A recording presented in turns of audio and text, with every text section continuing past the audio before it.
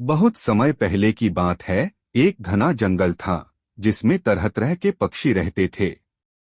इस जंगल में मोर, तोता, बुलबुल, कौआ और मैना जैसे कई पक्षी खुशी खुशी रहते थे।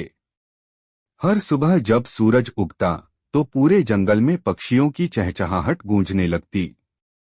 ऐसा लगता जैसे जंगल में एक संगीत समा गया हो। इन पक्षियों के बीच गहरी दोस्ती थी। वे एक दूसरे की मदद करते और मिलजुल कर रहते। मोर अपनी सुंदरता पर गर्व करता था, लेकिन वह कभी घमंड नहीं करता।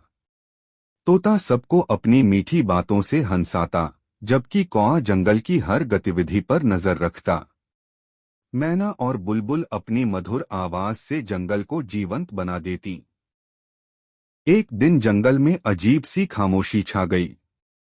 पक्षियों ने देखा कि जंगल के किनारे कुछ इंसान आए हैं।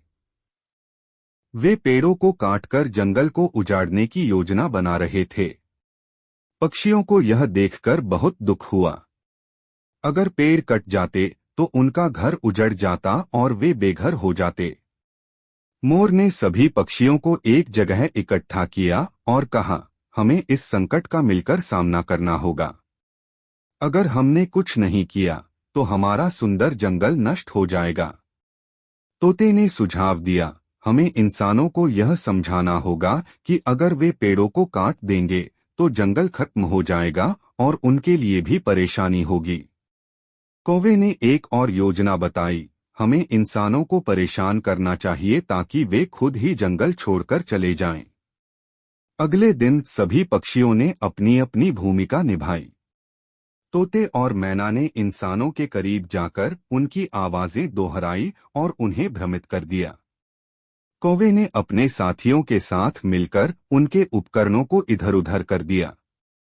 मोर और बुलबुल ने अपने सुंदर नृत्य और मधुर आवाज से इंसानों का ध्यान खींचा ताकि वे काम रोक दें। कई दिनों तक पक्षियों की कोशिशों के बाद इंसानों को एहसास हुआ कि जंगल को काटना सही नहीं है। उन्होंने समझा कि पेड़ों के बिना न तो पक्षियों का घर बचेगा और न ही जंगल का संतुलन। उन्होंने पेड़ों को काटने का इरादा छोड़ दिया और वापस लौट गए। जब इंसान वापस लौट गए तो जंगल के पक्षियों ने राहत की सांस ली।